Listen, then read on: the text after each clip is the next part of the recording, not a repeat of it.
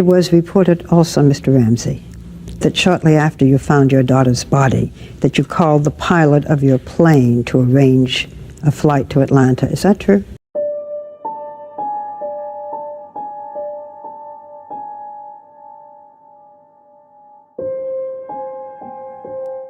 Hey family, and welcome back to another episode on our true crime series. Now today we will be talking about a beautiful 6-year-old pageant winner, JonBenet Ramsey. JonBenet Ramsey was a 6-year-old little girl. I believe they was from Boulder, Colorado. Her parents' name was John and Patsy. She had a 9-year-old brother named Bert. And they was this wealthy family. Like, they was known to have, they had private jets. They just was filthy rich, pretty much, basically. And she attended a lot of beauty pageants. That was her thing. Like, some kids play basketball, some kids play football. JonBenet basically was just a queen. She did beauty pageants. She was 6 years old. She basically won almost every beauty pageant she was in. People would see her coming and they just automatically thought she would win. So they was this big happy family. She only had a brother. And on the night of December the 26th, I believe 1977, they had attended a Christmas party and they all went home at the end of the night. They had a great night. Everything was on schedule. They went home. John, Ramsey, and Patsy got the kids tucked away in bed, and they all went to sleep. It was just a normal night. Now, at some point of the night, something really bad happened, and we don't know when that actually took place. But we do know that Patsy woke up in the middle of the night, well, morning rather. It was like 5:52 in the morning, and she discovered a ransom note on the dinner table. And so she searched the house and she basically went in all her kids' room. And when she got to JonBenet's room, she was missing. She wasn't there. So she went and got her husband, John Ramsey, and they basically read the ransom note, it was written to John. And they read the ransom note and they proceeded to call the police at 5:52 a.m. Now, they called the police and they instructed the police that, hey, I found the ransom note in my house and my 6-year-old daughter, JonBenet, is missing. So at this point, the police made it on scene within 5 minutes of the dispatch call.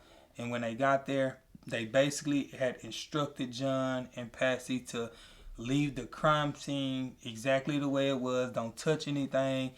And things like that. So they got there. The first thing they did was they taped off JonBenet's room because she was the one missing. Right. So they didn't search the house. They didn't search the house until like 7 hours after they arrived and they taped off her room. For what reason? We couldn't find that information.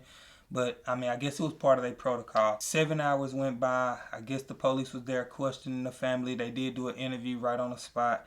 And after 7 hours went by, they asked the father, which is John Ramsey, could they search the house to make sure nothing was out of place or anything like that. Right. At that point, John Ramsey, which is her father, went downstairs in the basement, and that's when he came up with JonBenet's body in his hand.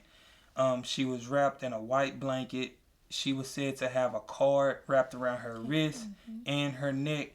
And he said that he had found her that way behind a latched door in the basement. Now, she did have duct tape over her mouth, but he had removed that off her mouth before he brought her up. And keep in mind that they did instruct him to leave the crime scene the way it was, did not touch anything. So at this point, the crime scene was contaminated because he didn't listen for whatever reason. I did read that he put a blanket on her because it was in December and it was a window broke in the basement. So he put a blanket on her. Even though he knew she was dead, he basically said, I put a blanket on my little girl. Right. But they instructed him not to do that, and he done it anyway. So at this point, they kind of just constructed the interview process, tried to see what went on, and they really had no clue. So the ransom note was written out to John Ramsey. They instructed him that they wanted $118,000 in return for JonBenet. And what was crazy about this was they tried to make it like whoever did this to JonBenet and wrote this note, it was someone of the family because John had recently got a bonus from his job for that exact amount. Right. So it was weird. The police was able to confirm that the note that the ransom was wrote on was come from a piece of paper that was located in her house. So I guess it was torn out of a notebook that was in her house. It was wrote with a Sharpie marker that was similar to one that Patsy owned, which is her mother. Yeah. And it was all kind of weird. Everything was kind of weird. Another thing, the ransom note was like super, super, super long, which is not normal for a ransom note. Like basically if someone is writing a ransom note, they're trying to get it wrote really quick. Right. This ransom note was said to be neat. like super long and super neat. Like someone was sitting here with no care in the world writing this ransom note, and they wrote it real fine. It was a really unique ransom note. Like they kind of referenced pictures that was hanging up in the house. They kind of referenced, they had some movies in the house, and they referenced some of the movies in this ransom note as if why this may have happened or something like that. Now, an autopsy later determined that she died from strangulation, but the first one said she died from blunt force trauma to the head. Now, it was like a flashlight or a baseball bat object like had hit her in the head, and they did find a flashlight in the basement that could have been a murder weapon, but the father, which is John, denied owning a flashlight. He said he didn't own a flashlight, and the spot in her head where it caused the blunt force trauma, it was the exact size of the flashlight, which means that could have been the murder weapon. Now, there are rumors that her and her brother was kind of jealous of her because he was the only child for so long. And when she came along, it was kind of like that, the new baby getting all the attention thing. All the attention, yeah. That's only a rumor, but we've read that numerous of times, so we can't confirm it. They don't have any suspects really. Now, the window was broken in the basement, and it was a shoe print on the outside of the window, which the father tried to say, hey, that's how they came in. But you got to think, it was a ransom note left. So if it's a ransom note left, then they basically holding someone for ransom, and in that note is what's to be instructed for the safe return. Right. Now, why would someone kill her and leave a ransom note? Right. That don't make sense because now I'm not going to pay you because she's dead. She's dead, and I have her in my possession. So Right. It's like, what am I paying you for? So that didn't make much sense, and they didn't really have no leads to go off of. Now, they did have Christmas lights plugged up outside, and so a lot of people said that window could have been raised because the window wasn't broken, it was open. So they had Christmas lights running through some windows, but not that window particularly. So the father said that window was supposed to be closed, and that footprint wasn't there. Shouldn't have been there. Right. So they never really come up with no lead. So in December of 1997 is when the police basically turned their attention to the parents. Right. They had no leads, they had no suspects, and basically everything pointed towards the parents. Right. The ransom note was written too perfect. If someone was like, it's a house full of people. We have a brother and some parents here, and I've killed a little girl in the basement. I don't have time to sit down and write a neat ransom note. Like, someone is going to wake up if someone didn't already hear me. So the note was written too perfect, and they also had, what are they called? The handwriting specialist basically to study the note, and they basically said there's no way that Patsy did not write this note. Sources say the ransom note written by the alleged kidnapper is considered a key piece of evidence. Handwriting experts have ruled out John Ramsey and others close to the family. They have not excluded Patsy Ramsey, who has submitted several samples. The ransom note analysis, however, doesn't end with handwriting. The detectives enlisted the help of this man, Professor Donald Foster of Vassar College. You look at something and you figure out who wrote it, in essence. Yes, that's what I do best. Foster analyzes not the handwriting, but the text, the content, and syntax. Use of language, grammar, source material, borrowings, political or religious opinions, and anything that might enter into making a piece of writing distinctively one person's or another's, from punctuation to spelling and so on. The professor once discovered Shakespeare was the author of a centuries-old manuscript, and the FBI hired him to prove Ted Kaczynski wrote the Unabomber Manifesto. But he is perhaps best known for proving Anonymous was really Newsweek's Joe Klein. Early in the case, Foster actually volunteered his expertise to Patsy Ramsey after reading of her extreme distress. Ironically, she never called, but the Boulder District Attorney's Office did. In the Ramsey case, Foster had high marks for the detectives who brought him an impressive sampling of Patsy Ramsey's writings, letters, notes, even files police retrieved from the family computer. My experience with the Boulder detectives was that they were entirely professional in their work, that they were dedicated to the case. Have you determined who wrote the ransom note? I have no comment. Foster is bound by a confidentiality agreement with the Boulder Police Department, but sources tell us in his report, summarized by detectives in the June presentation of evidence, Foster identified the writer of the ransom note as Patsy Ramsey. Foster analyzed commonly used words and also found similarities between Patsy's letter format and that of the ransom note writers. The indentations and punctuation, especially the repeated use of the exclamation point.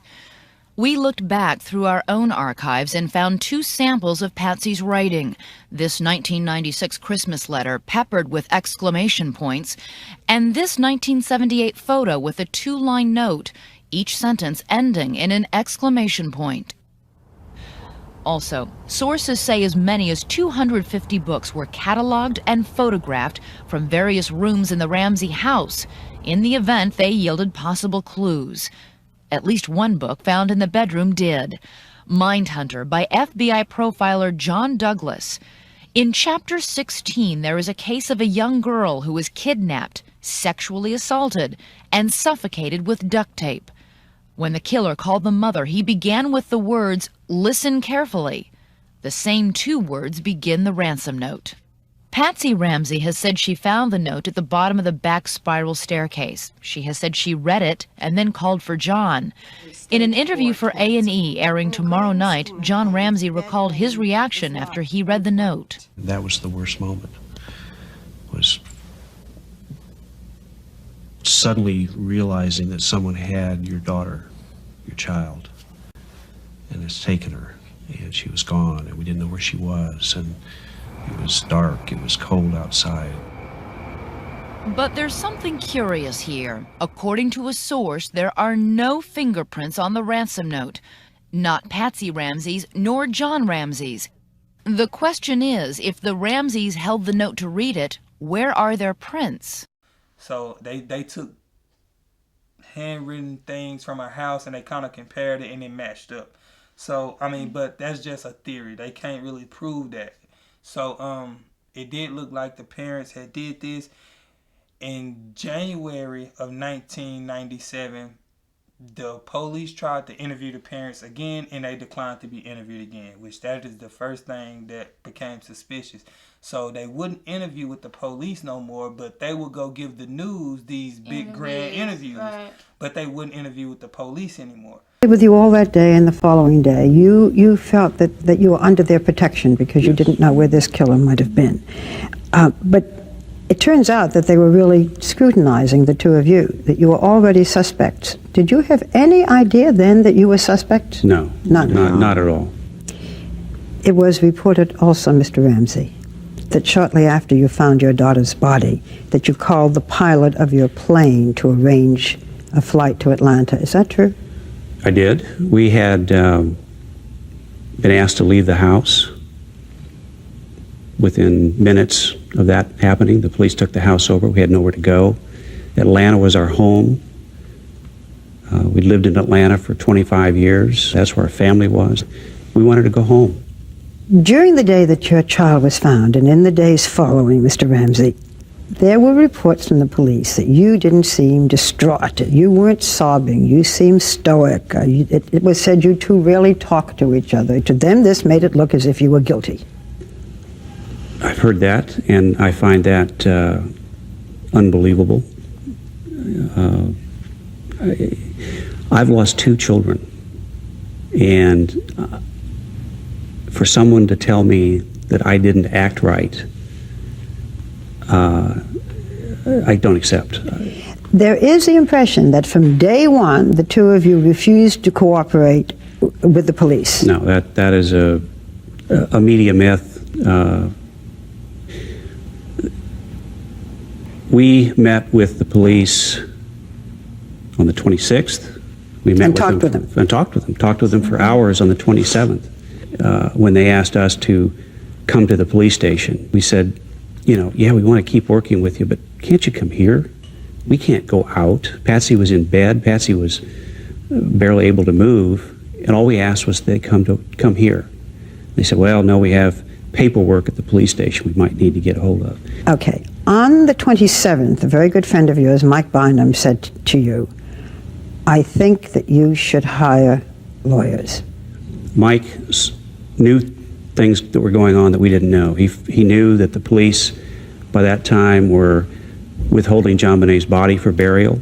He also, based on his experience as a prosecutor and as a district attorney, could see that the police were very quickly focusing on us as the killers. Your lawyers advised you then not to submit to police questions. Why not? People say, wouldn't you have wanted to tell them everything? Well, I don't recall that our lawyers told us that at the time. We were perfectly willing and anxious to work with the police to find the killer. We had a higher priority at that point, and that was to bury our daughter. But it would, in fact, be 4 months before the Ramseys would sit down with detectives for formal interrogation. There was a mutual distrust between the Boulder Police Department and the Ramsey family. Why didn't you take a lie detector test? No one That's ever another- asked us Really? to take a lie detector test. Police never asked you to take a lie detector No. test? No.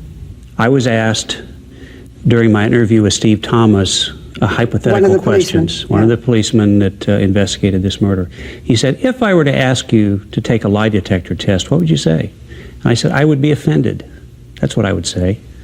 I wasn't interested in proving my innocence at that point. That We were was frightened. a non-issue. There's a murderer loose. Mr. Ramsey, would you now take a lie detector I test? would, certainly. Would you, Mrs. Ramsey? Yes, I would take a lie detector test. When you realized that you two were the prime suspects, what did you think? What did you feel? What did you say? Well, we were outraged. We were shocked. How could they think that? Mr. Ramsey, the police officer that day, Linda Arndt, said on this very program that when you put your daughter's body down, you looked straight into her eyes. His face was just inches from mine. And Linda Arndt said she felt then from your expression that the killer was in the house and she was afraid of you. Well, the question I would ask Linda Arndt, has she ever looked before in the eyes of a father who has just been told his 6-year-old daughter is dead, lying there on the floor in front of him? I don't know what I looked like. I'm sure I was in agony. I'm sure I went into shock. Linda Arndt's ability to look in someone's eyes and determine they were a killer is a remarkable talent. You just can't believe it. I mean, we're suffering from having lost our child. And then for someone to accuse you, it's just, you can't believe that would happen. Why did they accuse you? I think the police looked at the situation, didn't apply a lot of logic to it, and said, child murdered in the home, the book says the parents always did it. And that became the conclusion. The tragedy of the police investigation was that it ended on December 26th. So, and it is the very next day after she was murdered, the family did call in their private jet, and they were scheduled to like leave town. I don't know if they was going on vacation. That wasn't made clear. Right. But they did call their private jet in, and they were scheduled to leave town, but they didn't do it.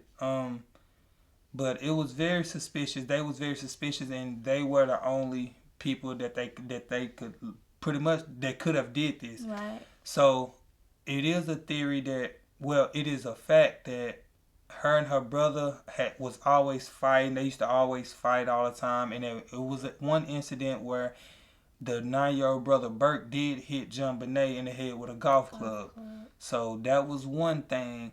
So what people are thinking, and what I'm kind of drawn to as well, is that maybe they got into a scraffle in the house, and maybe it ended up bad, and he ended up hurting her, which her brother Burke, and he kind of hit her in the basement and tried to cover it up, and the parents woke up and noticed it and was thinking, well, she's already dead, so let's save our son, and kind of staged the whole thing, because clearly I think the crime scene was staged. Like, still to this day, we're in 2022, this happened in 1997, we still don't have no possible suspect but the parents. Right. Now, I'm not saying the parents did it, but I'm just speaking on the facts of the crime scene.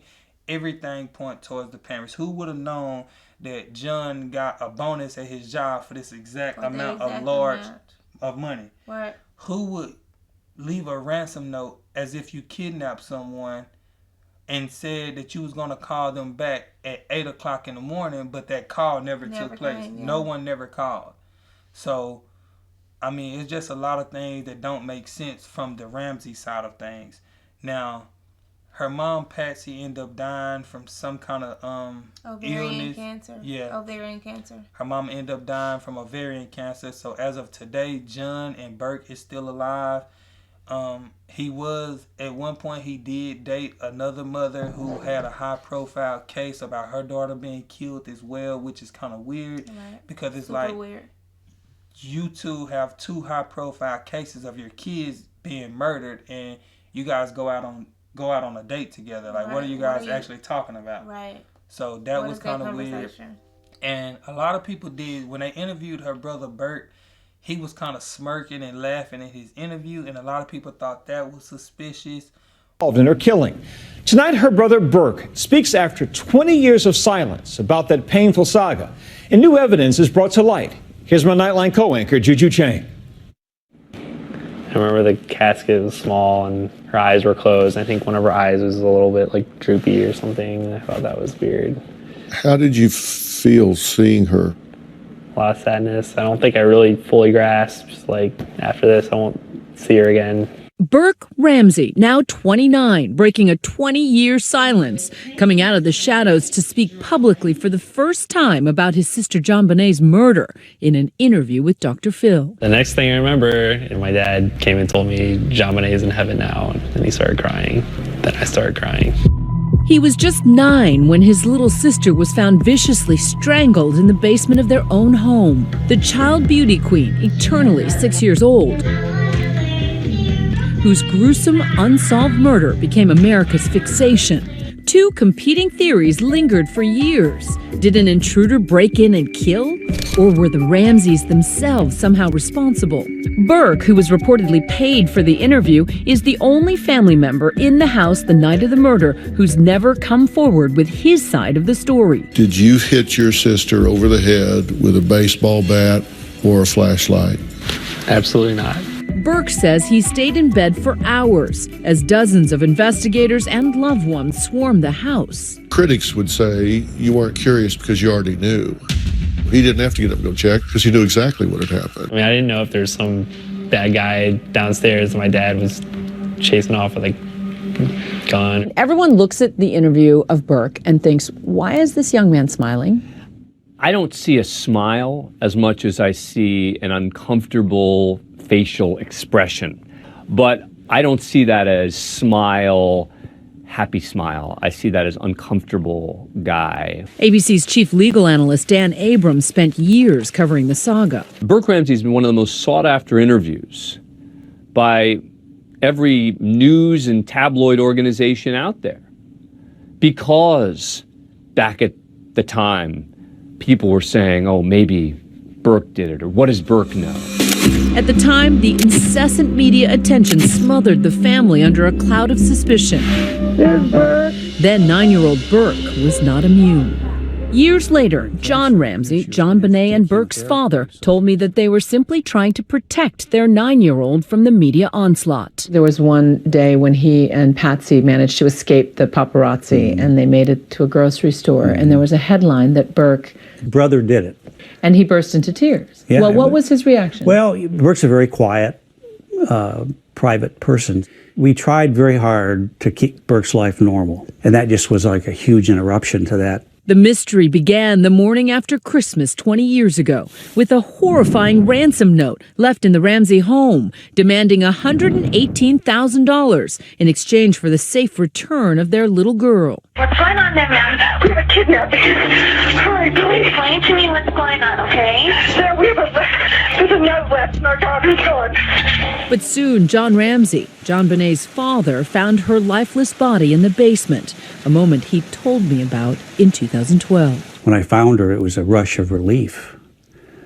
And then, of course, within moments, I realized that she probably was dead. But she was back in my arms. The family home, hours after the discovery, captured in these crime scene videos, seen for the first time in an investigation discovery docuseries airing this week. JonBenet had been strangled with a garrote, her skull fractured, and there were signs of sexual abuse. At first, investigators found no apparent signs of a break-in, and the Ramsey family came under the investigative microscope. Burke, too, placed under the harsh lights of the interrogation room. When was the last time you saw JonBenet alive?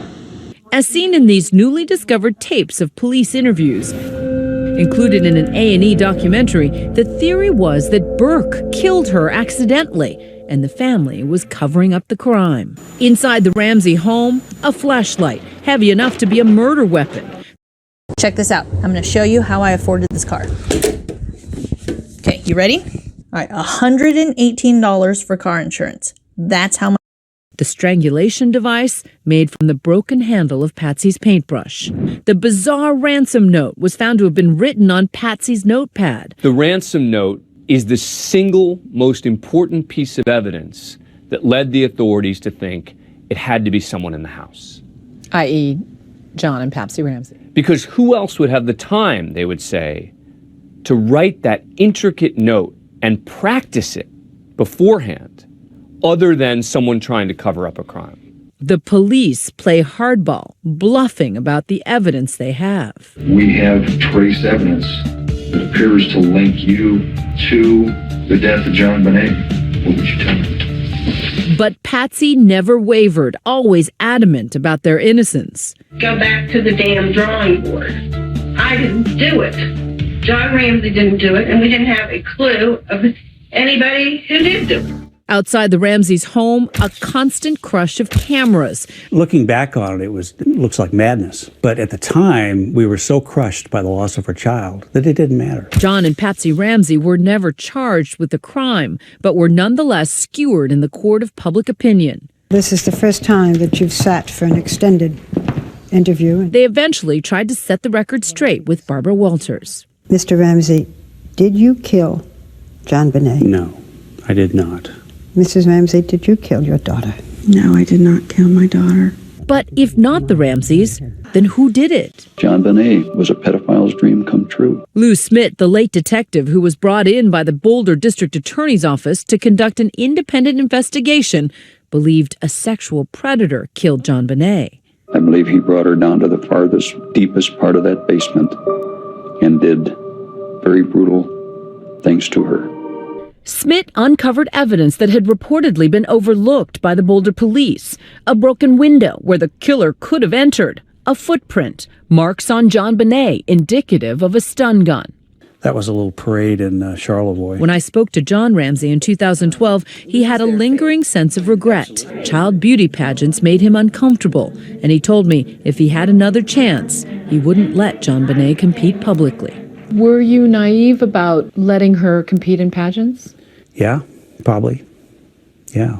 But your lesson was, what if we inadvertently exposed her to the killer? Obviously, you don't want to keep him locked in the house, but it's just an awareness. Not everyone around you is a nice, good person. A re-examination of the DNA evidence using new technology found an unidentified male's DNA on JonBenet's underpants, essentially clearing the Ramsey family. This is the only case where I think I have fundamentally turned as much as I have, thinking probably to no way over the course of an intense investigation.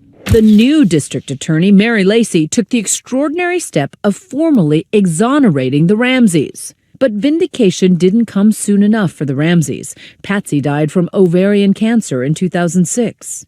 Today, John is remarried and lives a quiet life in Michigan. I struggled a lot with forgiveness and what that meant. The first phase was, I can't forgive this creature. Let me get my hands on him. We won't need a trial. Well, no one would blame you for being angry and bitter. And I was for a time, absolutely. But you can't stay there, and because it's damaging to you as a person. It's a gift you give yourself to let it go. As for Burke, he's now a software engineer and once again back in the headlines. It's sort of surprising that Burke gave up his anonymity. And I think in retrospect, it was probably a mistake.